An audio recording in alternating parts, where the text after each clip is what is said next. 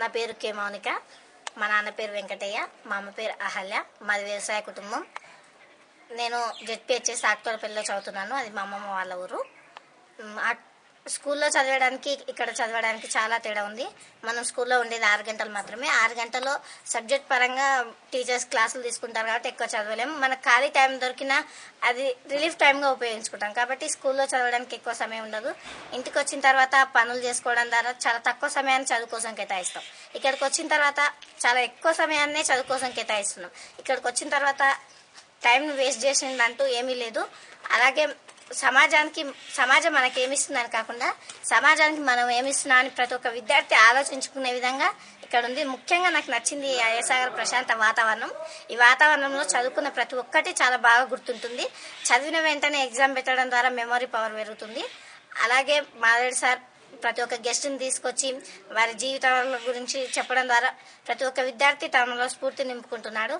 అలాగే రవీందర్ సార్ ఇచ్చినట్టు అందరూ వెళ్ళిపోతామన్నప్పుడు ఆ సార్ చెప్పినటువంటి మాటలు కూడా ప్రతి ఒక్క విద్యార్థికి చాలా బాగా స్ఫూర్తినిచ్చాయి.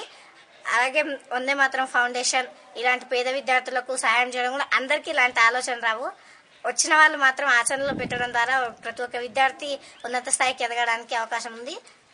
మమ్మల్ని ఇంత దూరం తీసుకొచ్చి మమ్మల్ని నెల రోజులు తమ ఆధ్వర్యంలో ఉంచుకొని అన్ని రకాల సౌకర్యాలు కల్పించి చదువుకోవడానికి అవకాశం కల్పించినటువంటి పెద్దలందరికీ ధన్యవాదాలు.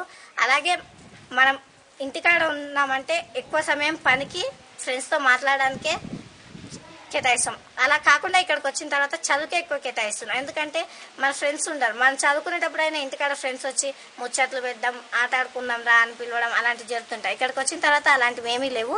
అలాగే ఈ ప్రశాంత వాతావరణంలో దేవుని సన్నిధిలో చదువుకోవడం ద్వారా చాలా బాగా గుర్తుంటున్నాయి.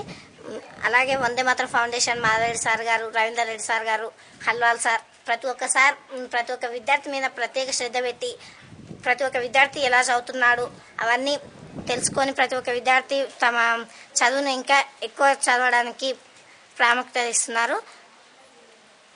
అందరికీ నా ధన్యవాదాలు తెలుపుకుంటూ ముగిస్తున్నాను. వందే మాతరం.